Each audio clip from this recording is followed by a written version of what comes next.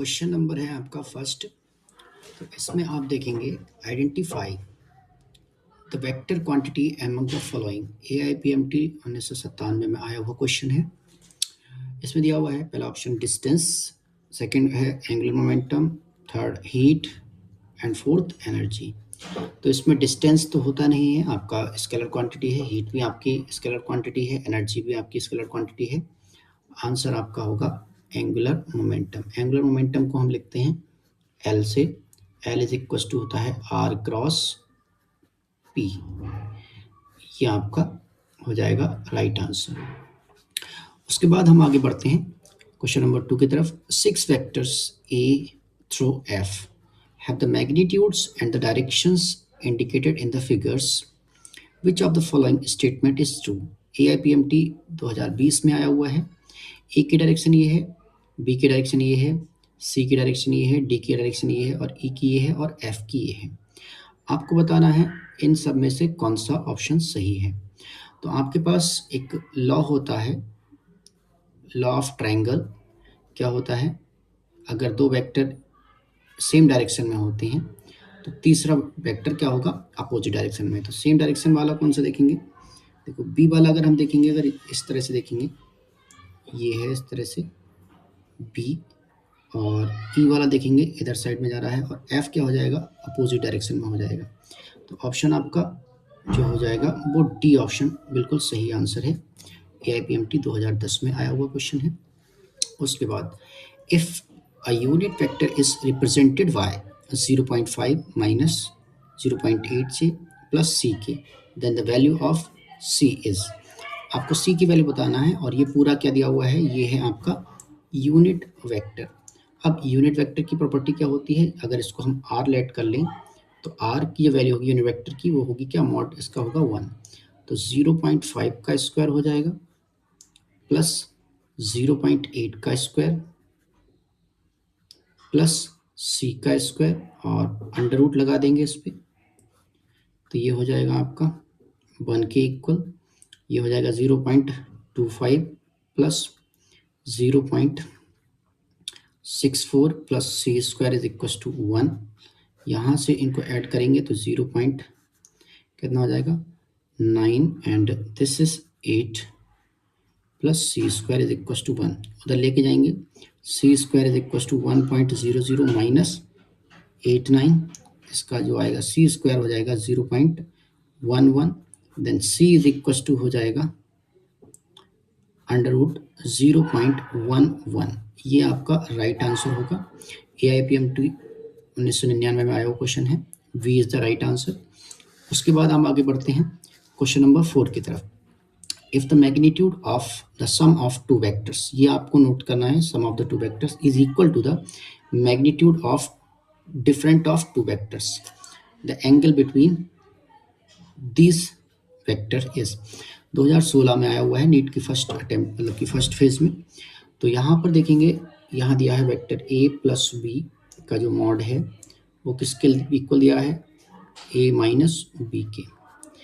ये होता है a square plus B square plus 2ab cos theta, और इसका root is equal to a square plus B square minus 2ab cos theta, और इसका root square करेंगे बोथ साइड तो क्या हो जाएगा, a square plus B square plus 2ab cos theta, then a square plus B square plus minus 2ab cos theta, a square से a square, b square से b square, then ये हो जाएगा 4ab cos theta is equal to क्या हो जाएगा 0। Cos theta is equal to 0 upon 4ab is equal to 0, then cos theta is equal to cos 90, then theta is equal to 90 degree. ये बहुत बार question पूछा गया है, कई तरीके से घुमा के क्वेश्चन बताया गया है, तो आपका आंसर हो जाएगा डी। कई बार π/2 भी लिखा हुआ होता है, तो ये आपका सही आंसर हो जाएगा। उसके बाद हम आगे बढ़ते हैं क्वेश्चन नंबर 5 की तरफ। तो क्वेश्चन नंबर 5 में है the vector a and v are such that a plus b is equal to a minus b का मॉड। तो सेम क्वेश्चन है आपका, क्या करेंगे, a प्लस b का mod is equal to a minus b P का mod A square plus B square plus 2ab cos theta direct कर रहे हैं। इसमें सेम क्वेश्चन है, A square minus B plus B square minus 2ab cos theta cancel out 4ab cos theta is equals to 0, then theta is equals to 90 degree. Same question था, option B is the right answer. NEET 2006 में भी आया है, 1996 में AIPMT में, 1991 में AIPMT में पूछा गया है। उसके बाद क्वेश्चन दिया गया है, if a plus B mod is equals to mod a plus mod b then the angle between a and b। तो इसमें क्या करेंगे, हम डायरेक्ट कर रहे हैं a square plus B square plus 2ab cos theta, इसका क्या हो जाएगा a square plus B square, इससे ये कैंसिल हो जाएगा। ओके, उसके बाद हमें क्या करेंगे, यहाँ पर कई बार इस क्वेश्चन में हम लोग क्या करते हैं, ये फॉर्मूला लगाते हैं जो कि बिल्कुल गलत है। अब आपको देखना है, उन्हीं वेक्टर्स को हम ऐड कर सकते हैं जो सेम डायरेक्शन में हो या फिर पैरेलल हो एक दूसरे के।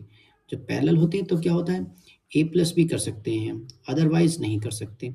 तो हमारा क्या है, जब पैरेलल है तो पैरेलल के लिए क्या हो जाएगा, थीटा हो जाएगा आपका 0 डिग्री। बहुत ही कम टाइम में सॉल्व होने वाला क्वेश्चन था ये। उसके बाद हम क्वेश्चन बढ़ते हैं क्वेश्चन नंबर 7 की तरफ। तो क्वेश्चन नंबर 7 में दिया हुआ है, आप पढ़ सकते हैं, दिया हुआ है the magnitude of vector a b and c are 3 4 and 5 units respectively. If a plus b is equal to c then angle between a and b is.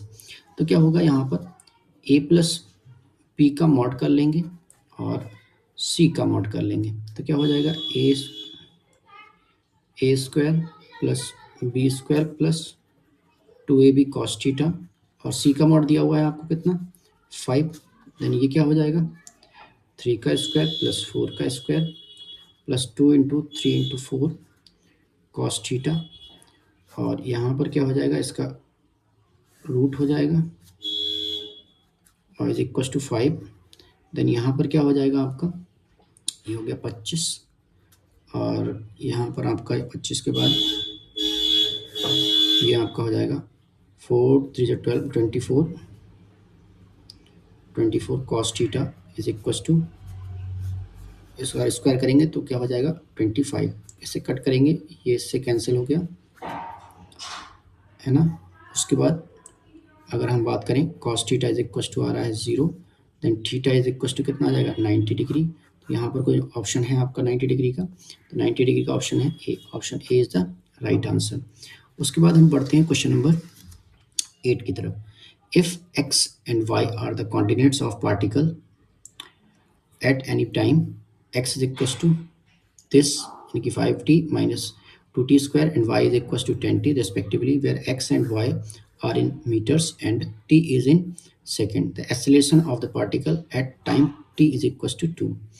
अब क्या करेंगे, पहले हम निकाल लेते हैं bx निकाल लेते हैं, तो dx अपॉन dt करेंगे हम, तो यहाँ पर आ जाएगा 5 माइनस 4t।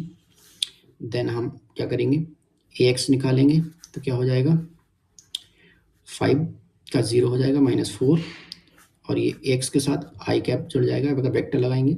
सेम हम क्या करेंगे, by निकालेंगे, then by is equal to 10 and ay अगर हम निकालेंगे तो क्या हो जाएगा 0 से कैप। अब हमें क्या करना है, फाइनल निकालना है, a is equal to axi cap plus ay j cap, then vector a is equal to क्या हो जाएगा minus 4 i cap plus 0 j cap, then a is equal to हो जाएगा हमारा माइनस 4 मीटर पर second square along x axis, negative x direction.